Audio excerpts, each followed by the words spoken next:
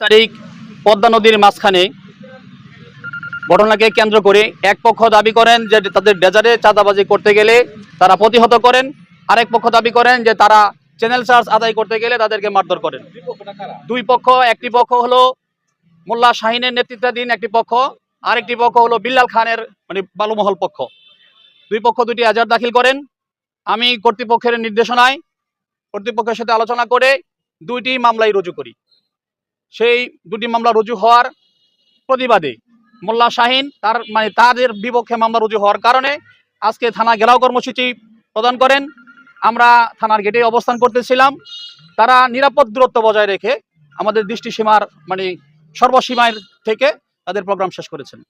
অপর একটি পক্ষ সন্ত্রাসের বিরুদ্ধে ঝাড়ু মিছিল, ঝাড়ু জুতা মিছিল তারা করে, সেটাও থানা গেট থেকে ঘুরে তারা চলে যায়। আমরা সবকিছু অবজারভেশন করতেছি যাতে কোনো প্রকার দুর্ঘটনা সংঘটিত না হয় সে বিষয়ে সর্বোচ্চ দৃষ্টি রাখতেছি। মামলাটি নৌ পুলিশ তদন্তাধীন, নৌ পুলিশ তদন্ত করতেছে।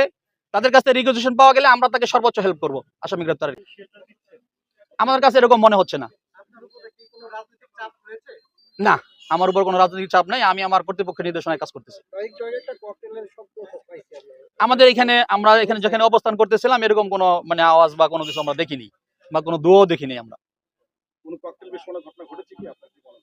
আমার কাছে ককটেলের মতো মনে হয়নি, কোনো পটকা হইতে পারে। আচ্ছা, আপনার এই যে আইন শৃঙ্খলা পরিস্থিতি যে আপনারা আসলে কি ব্যবস্থা নিচ্ছেন এই যে দুই পক্ষকে শান্ত রাখার জন্য বা ইয়ে করার জন্য? আমরা ঊর্ধ্বতন যারা রাজনৈতিক নেতৃবৃন্দ আছেন তাদের সাথে আলোচনা সাপেক্ষে দুই পক্ষের সমঝোতা বৈঠকের যেন নিষ্পত্তি করে সে বিষয়ে তাদের কাছে অনুরোধ রাখছি। আচ্ছা, এক পক্ষ বলছে চাঁদাবাজি আর এক পক্ষ বলছে যে বৈধ ইজারা নিতে দিচ্ছে না, প্রকৃত ঘটনা কি, পুলিশ কি বলে? এইটা আসলে বালুমহল ইজারা দিয়েছেন ডিসি প্রশাসন মহোদয় এবং এই চ্যানেল ইজারা দিয়েছেন বিআইডব্লিউটিএ কর্তৃপক্ষ।